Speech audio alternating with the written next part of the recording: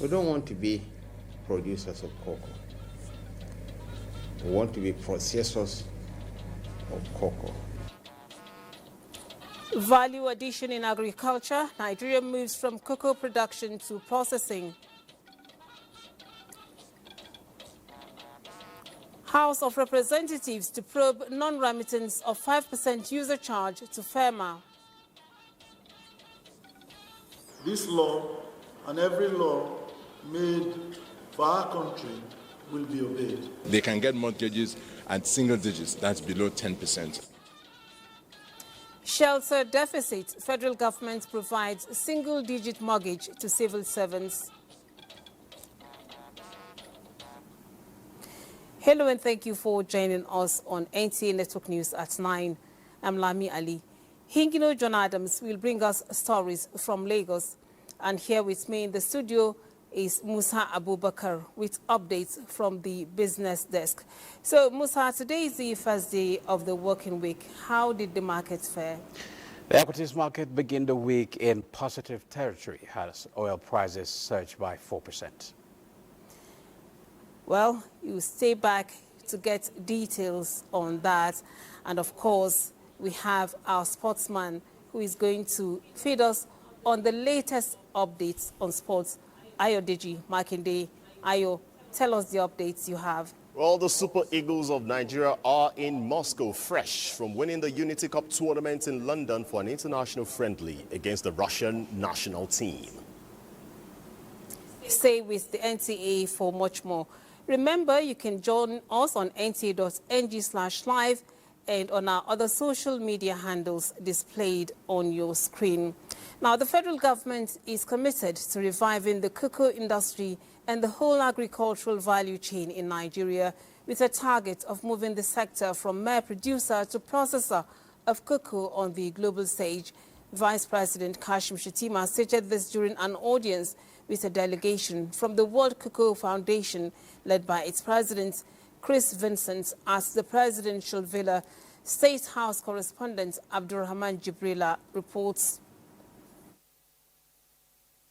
Revamping the nation's cocoa industry by the Tinubu administration is getting more support with the recent Federal Executive Council approval for the establishment of a National Cocoa Management Board. This meeting is part of broader initiatives to ensure that Nigeria moves from producer to a processor of cocoa by promoting sustainable cocoa farming and forest preservation. We don't want to be producers of cocoa. We want to be processors of cocoa. Because a ton of cocoa might pay you $9,000 now, but processed cocoa will pay you $30,000. If you turn them into chocolate bars, that product, that 1 ton, might pay you $50,000. So we have the manpower. The average age of the nation is 17. We are very virile young men that are willing to work and are itching for opportunities. So I'm speaking from the heart. We are willing to partner with you, with your organization. The Vice President pledged Nigeria's readiness to work with the World Cocoa Foundation, assuring that he will personally engage the governor of Taraba State to secure 10,000 hectares in Kurmi local government area of the state for the World Cocoa Foundation and other partners to expand their investment in the nation's cocoa industry. They assisted Ivory Coast to be the #1 producer in the world. So that keys directly into the vision, the bold vision of Mr. President to transform the cocoa sector, to double or triple our production, to get us to where we were before and even move us further. And we cannot do it alone. We cannot do it in isolation. We will only do it through partnership, and this is the right entity to partner with. We look forward to working together as we build out plans for the deforestation-free cocoa initiatives in Ondo and Cross River State, and also looking to the implementation of the National Cocoa Management Board and developing ways in which the sector can continue to grow in line with sustainable policies. Meanwhile, Nigeria is actively pursuing a massive $25 billion undersea gas pipeline project to supply gas to Europe. Vice President Kashim Shettima stated this during a meeting with the Vitol Group, the world's largest independent commodity trader, at the presidential villa, saying Nigeria's leadership transformation under President Tinubu represents an unprecedented opportunity for international investors. Vice President Shettima described Nigeria's gas sector as a beacon of stability and transparency amid global uncertainty. The Vice President urged Vitol to bring its considerable technical expertise and global influence to bear in advancing Nigeria's gas infrastructure and exports. Chief Financial Officer of Vitol Group, Jeffrey Delepina, said the Vitol has a long-term commitment to Nigeria, as the company is currently enjoying a favorable business relationship with Nigerian companies and the government. From the State House, Abraham Jibrila, NTA News. We now move to the legislature as the House of Representatives launches an investigation into alleged non-remittance and implementation of the 5% user charge on petroleum products for road maintenance as contained in the Federal Road Maintenance Agency Amendment Act 2007. As the inauguration of an ad hoc committee investigating the levy, the House insists it will get to the root of the matter. National Assembly correspondent Mitari Ekpen reports on this and other engagements at Parliament. Section 14 of the FEMA Amendment Act 2007 mandates the allocation of 5% user charge from petrol and diesel pump prices to the Federal Roads Maintenance Agency and the state maintenance agencies in the proportion of 40% and 60% respectively.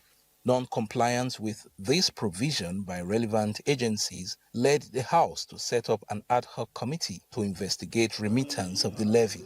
Minister of State for Works, Bello Goronyo, says revenue shortfall has worsened road conditions and increased maintenance costs nationwide. While the agency requires an estimated amount of 880 billion naira annually to maintain our 36,000 kilometers of roads, diligent implementation and timely remittance of the 5% user charge are paramount. This law and every law made for our country will be obeyed. Ask the relevant questions and scan through the necessary documents to establish how much has accrued from the collection of a 5% user charge from the date of commencement of the law till the time of this investigation. The templates were not included in the pricing template that's being used, and authorities has not collected any money on it. Meanwhile, the House of Representatives has given the National Office of the West African Examination Council 24 hours to submit a detailed report on the glitches that led to late-night conduct of its English language examination recently. During an investigative hearing, WAEC officials attributed the glitches in some parts of the country to leakage of examination questions. Sincere, deep-rooted apologies for what happened in the conduct of English language examination. Monies were appropriated by Parliament for the conduct of this examination. We need to know the immediate and remote causes of the woeful conduct of the examinations. WAEC also admitted that the late-night conduct of the English language examination only occurred in Nigeria. From the National Assembly, Mitari Ekpen, NTA News. The 2025 first ordinary session of ECOWAS Parliament has ended in Abuja with a call for regional peace, security and people-driven developments. President of ECOWAS Commission, Omar Aliu Tuari, presented the annual midterm report of the State of the Community to the House of Parliament. ECOWAS Parliament correspondent Mohammed Rabiu Ali reports. 2 weeks of debate now is over, with hopeful resolutions for better West Africa. De la présente session, pour vous réitérer ma sincère gratitude pour la confiance. Despite challenges believed to be facing the ECOWAS community, characterized by political upheavals in 3 member states as well as a slowdown in global economy, the region is witnessing economic growth. The growth will be driven mainly by the 4 largest economies, namely Senegal 6.5%, Ghana 4.0%, Nigeria, and Cote d'Ivoire. Inflationary pressures in ECOWAS is expected to ease slightly in 2025 to 19.7%, compared to 24.8% in 2024. Other key areas in the year under review include the restoration of democratic transition in Guinea, operationalization of ECOWAS standby force to fight terrorism, single currency program, and promotion of common market and private sector development in the region. People want a safe and secure environment. We have been told that countries do not fully respect their commitments to pay the community levies. The state legislature amended its rules of procedures to adapt to current realities and improve transparency in decision-making process. In Abuja, Muhammad Rabiu Ali, NTA News. Every nation reaches moments that call not just for action, but reflection, a pause to honor progress. That was the mood in Abuja as a group known as the Renewed Hope Ambassadors gathered to mark 2 years of President Bola Tinubu's administration, a period they say has been defined by impact. Deborah Bolabubu tells us the details.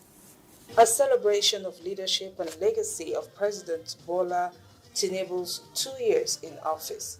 The Renewed Hope Ambassadors rolled out the drums, applauding what they describe as visible strides across sectors. This is not just an event, it is a statement. It is a salute to bold leadership, relentless advocacy, and the many hands building the Nigeria of tomorrow. Yes, we're not out of the woods yet, but we have turned that corner, and the light at the end of the tunnel is now in sight. The achievements recorded so far are too numerous, and they have literally touched all facets of our national life. In just 2 years, we have seen the wheels of reform turning boldly and deliberately from the decisive removal of fuel subsidy to the unification of the exchange rates, from the revitalization of critical infrastructure to renewed hopes in education, healthcare, agriculture, and sustainable economic growth and the development that this administration has dared to take. It was a time of light entertainment, all in the spirit of the Renewed Hope agenda. In Abuja, Deborah Balagubu, NTA News. The federal government, through its Regional Development Ministry, says it will sustain the robust partnership with the Northeast governors to reposition the region to become a beacon of recovery, resilience and prosperity. Minister of State for Regional Development, Ubamegari Amadou, made this commitment when he presided over the inauguration and handing over of some impactful projects executed by the Northeast Development Commission in Yobe State. Yunusa Suleiman reports. Since its inception, the Northeast Development Commission, NEDC, has been actively intervening in critical areas to accelerate the sub-region's recovery. To build on these efforts, the Minister of State for Regional Development, accompanied by senior officials of the Commission, visited Yobe State, where he unveiled several transformative projects proposed for execution by the Commission, aimed to boost the economic growth and development of the sub-region. I must commend the forward-looking vision of the NEDC management in planning and pursuing bold transformative development projects such as the proposed Northeast Regional Airline. As part of our empowerment for youth and women, we have built or established 18 IC centers across the Northeast, and you will have 3. What you have mentioned also is the various empowerment packages we provided in the areas of irrigation, tailoring, painting, handset repairs, animal husbandry, among others. During his visit, The minister presided over the inauguration of the NEDC state office, designed to provide a conducive working environment for the personnel of the commission.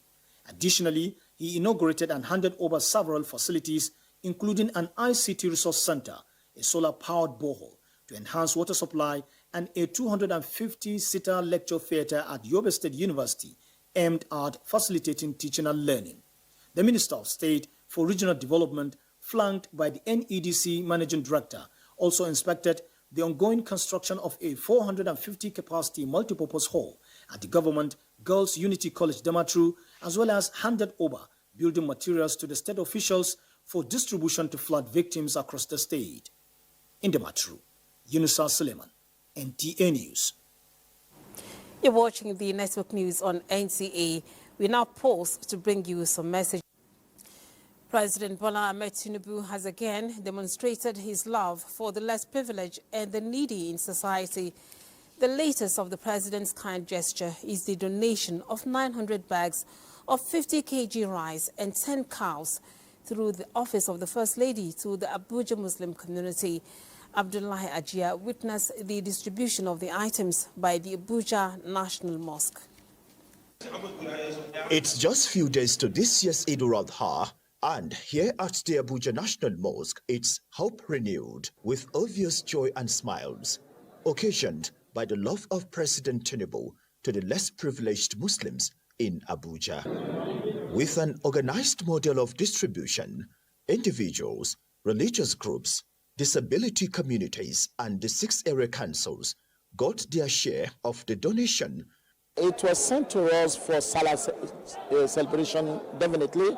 It was sent 2 weeks, as I said, but we delayed it so that people who will get it will be able to use it for the purpose of the aid. Wherever they are taking this money from, Allah replenish their purse and make our nation a better place to stay, so that all of us will be happy with each other. People are going with bag of rice, food package, meat and everything. It's part of helping. This gesture by the first family has become consistent, in which Islamic clerics say elicits Allah's blessings and attracts great reward. Abdullah Hajia, NTA News. Now, the National Haj Commission of Nigeria has warned the Nigerian contingents for this year's pilgrimage against violating safety guidelines issued by the Saudi authorities on the predicted extreme heat during the forthcoming outing of the pilgrims at Arafat. The chairman of the commission, Professor Abdullahi Saleh Usman, gave the warning when he visited some pilgrims at their hotels in Mecca. Correspondent Jamilu Ibrahim reports. In light of the extreme temperatures expected at the holy sites during this year's Hajj, the Saudi Ministry of Hajj and Umrah recently issued some heat-related guidelines to the pilgrims. The guidelines, among other things, require the pilgrims to remain inside their designated tents from 10 a.m. to 4 p.m. on Arafat Day and to avoid venturing to Jabal Ar-Rahma or Masjid Namira during these hours for their safety. The chairman of the National Hajj Commission of Nigeria, Professor Abdullahi Saleh Usman, while on an inspection visit to the Nigerian pilgrims at their hotels in Mecca, warned them against violating the safety guidelines. Temperature is not normal for this year. So also we advise them to continue drinking water. If there is necessary to be out, let them go together with their water in their hand. Allah bless our arrangement. We make ourselves like one family. We are working together. We are working as a team, not individually. The Nakon Medical Mission for the 2025 Hajj advises the Nigerian pilgrims to remain hydrated and to avoid unnecessary exposure to sun as they prepare for the forthcoming major Hajj rituals. From the holy city of Mecca in the Kingdom of Saudi Arabia, Jamilu Ibrahim, NTA News. The Ministry of Health and Social Welfare has launched an enterprise content management system, a platform designed to revolutionize how government's information is created, stored, accessed and shared in order to reduce paperwork. Coordinating Minister of Health and Social Welfare, Professor Muhammad Ali Pati, highlights the importance of such reforms in enhancing service delivery across the health sector. An implementation of this to achieve the vision of system that actually endures over time, that transforms not only the service, but also the country, by a government being able to deliver efficiently and effectively. Adopting the ECM platform, the Ministry of Health and Social Welfare joins a growing family of ministries, departments, and agencies who have embraced digitalization as the way forward for an efficient, transparent, and responsive civil service. The initiative underscores federal government's push for sustainable and system-wide reform.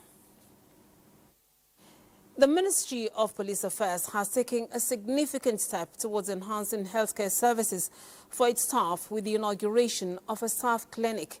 Security correspondent Francis Foom reports that the inauguration of the clinic by the Permanent Secretary of the Ministry aligns with President Bola Tinubu's renewed hope agenda, which prioritizes the health, safety and overall well-being of personnel across key national institutions. Staffs go to hospitals, spend long hours in hospitals, and their productivity is lower. But when you provide a clinic, they can go to the clinic and have treatment. Shorter waiting time in the clinic, they are more productive. In the clinic, we have provided good medical laboratory equipment, digitalized medical laboratory equipment.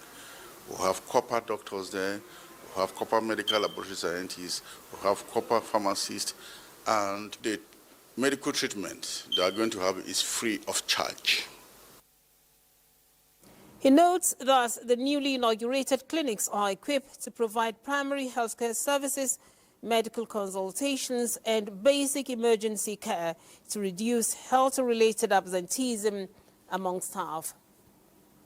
Now, the Nigerian Air Force has rolled out a series of transformative initiatives to boost morale, enhance well-being, and improve operational efficiency across its units. This includes a 100% increase in ration cash allowance as part of the 2025 budget, substantial insurance payouts under a newly introduced group personnel accident insurance policy, and large-scale distribution of new uniforms and accoutrements, as well as an upward review of the monthly electricity subsidy for Sam Esnan Air Force Base. Director of Public Relations and Information, Air Commodore Ehimene Jodame, indicates that the initiative were unveiled by the Chief of the Air Staff, Air Marshal Hassan Abubakar, during the commissioning of a newly remodeled 160-en-suite airmen's accommodation at Sam Esnan Air Force Base in Lagos. Air Marshal Abubakar also announced that the NAF is actively engaging with the Defense Headquarters to review the Armed Forces Manual of Financial Administration with a view to enhancing the overall welfare package. Earlier, the Air Force officer commanding Logistics Command, Air Vice Marshal Adeniran Ademuwagun, expressed gratitude to the Chief of the Air Staff for his unwavering commitments to personnel welfare. We now go to our Lagos studios, where Hingino is standing by with stories from in and around Lagos. Hingino, it's over to you.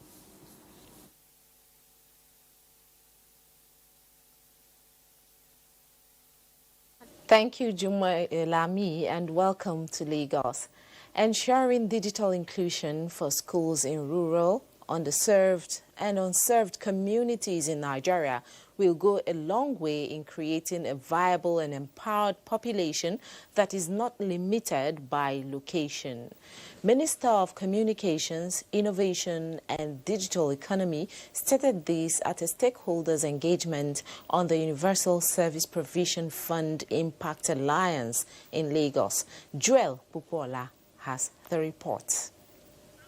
Established by the federal government, the USPF main objective is ensuring ICT access for all Nigerians regardless of status and geographical location. Education sector is one area this goal can be speedily achieved. There have been many interventions of the Universal Service Provision Fund since 2007. The USPF has invested in digital infrastructure, funding over 2,500 education projects nationwide. The Minister of Communication, Innovation and Digital Economy, Bosun Tijani, says the engagement with ICT and education experts is to ensure sustenance of the project. Whatever we learn from this, if we're able to make it work for Nigeria, will then inspire every other thing that USPF does. Because we also invest in health, right? We try to bring connectivity gap in rural areas. The USPF Secretary, Yomiaru Shafe, is optimistic that engagement and suggestions of experts will serve as a catalyst for better implementation. Universal Service Provision Fund, it comes in to bridge the gap where it seems a bit difficult for people to probably, if it's not commercially viable or something, people don't go there. But we, the Universal Service Provision Fund, we are social in nature. The stakeholder engagement is expected to guide the path to digital inclusion and ICT access for all Nigerians. In Lagos, Joel Bukbola, NTA News.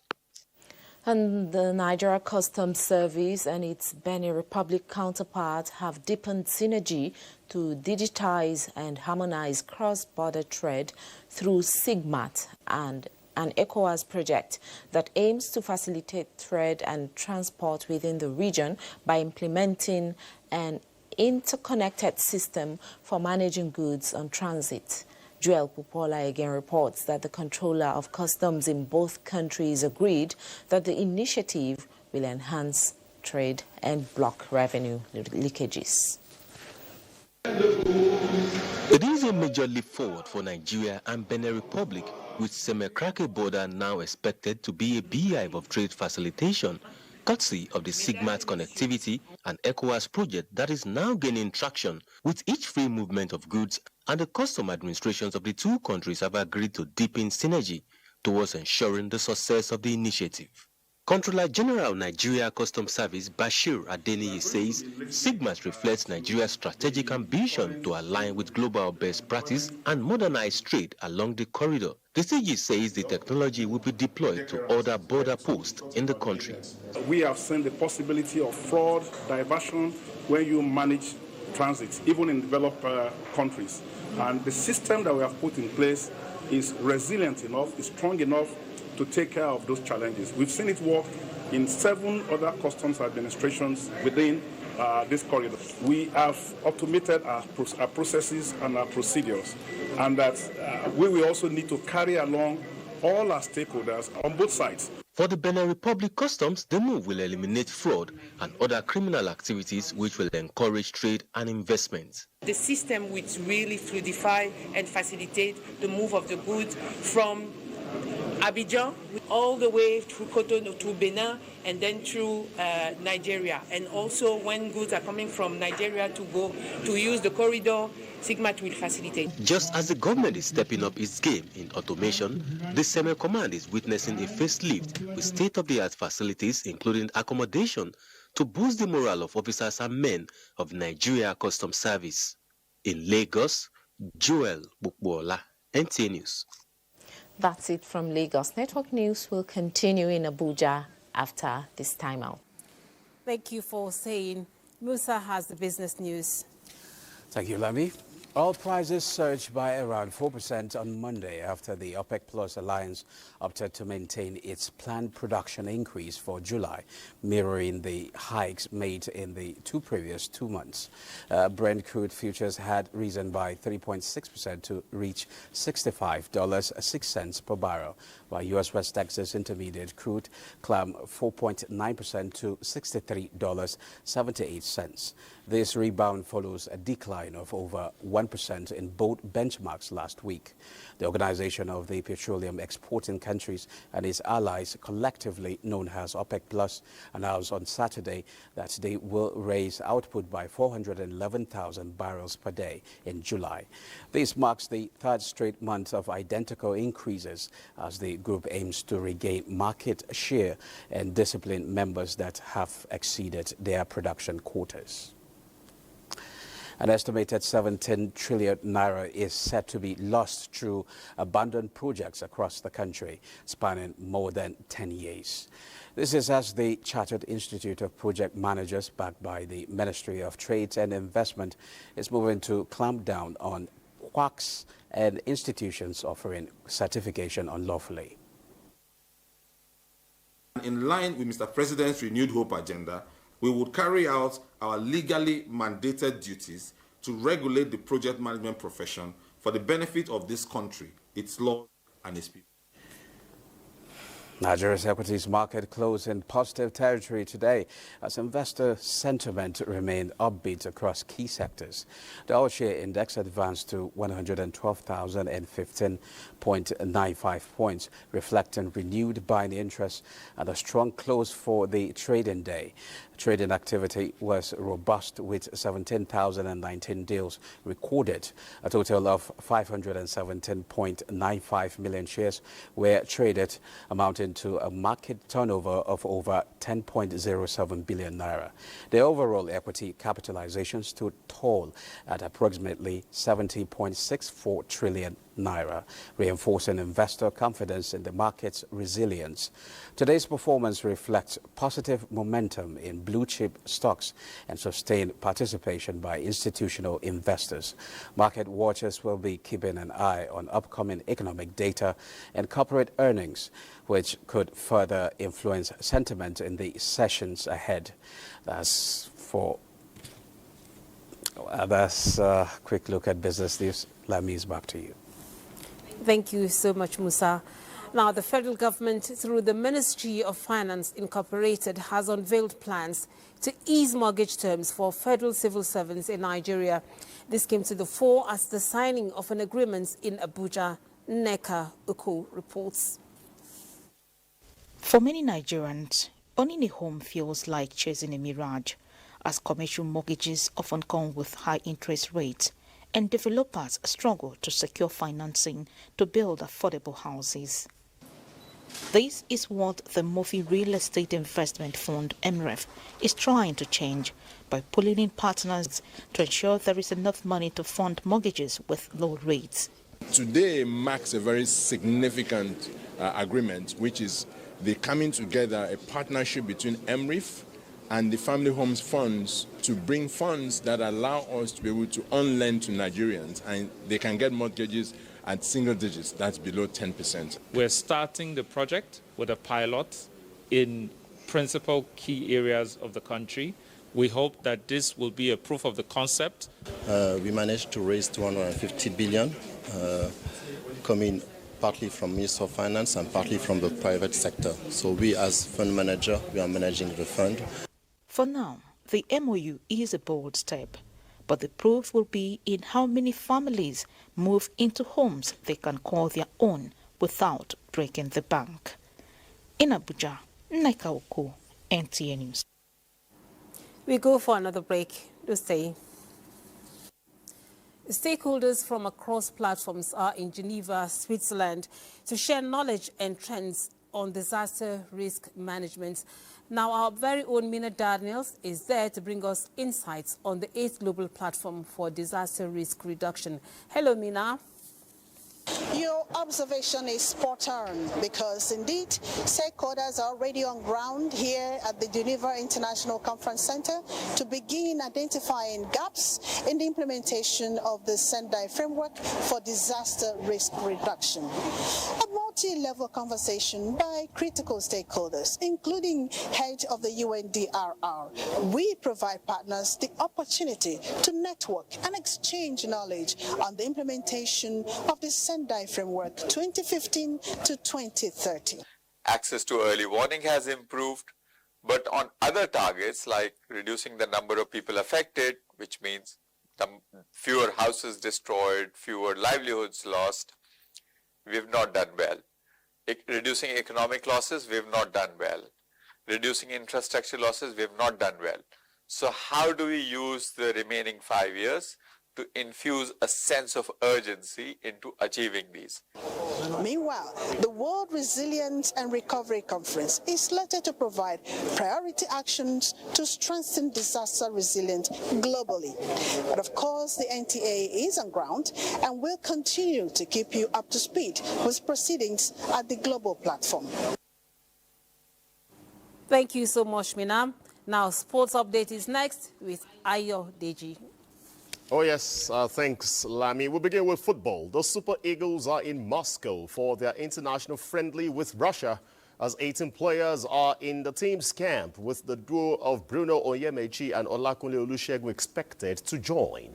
The team will conduct their first training session on Tuesday. Due to several withdrawals and injuries, head coach Eric Schell made changes to his lineup for the match, scheduled to take place at the 78,000 capacity Luzhniki Stadium in Moscow. Elsewhere, Francisco Odega is confident that the Super Falcons can secure a record-extending 10th title at the 2024 Women's Africa Cup of Nations, WAFCON. The Super Falcons had an underwhelming performance in the previous edition, finishing in 4th place after being dethroned by South Africa's Banyana Banyana. Justin Madugu's team are preparing for the upcoming tournament, which will be held in Morocco. Now, as part of their tune-up to that tournament, they will face the indomitable Lionesses of Cameroon in a friendly match at the newly renovated MKO Abiola Sports Arena in Abeokuta on Tuesday. Just a quick one that Novak Djokovic is through to the quarterfinal of the French Open at Roland Garros. And that's your sports. It's back to Lami. Thank you, Ayo. Now, the Minister of Police Affairs, Senator Ibrahim Gaidam, expressed his condolences to the government and people of Kano State, as well as the entire nation, over the tragic loss of young athletes in a fatal road accident while returning from the recently concluded National Sports Festival in Ogun State. And that's the news for today. We thank you for watching. Do have a good night and have a good week.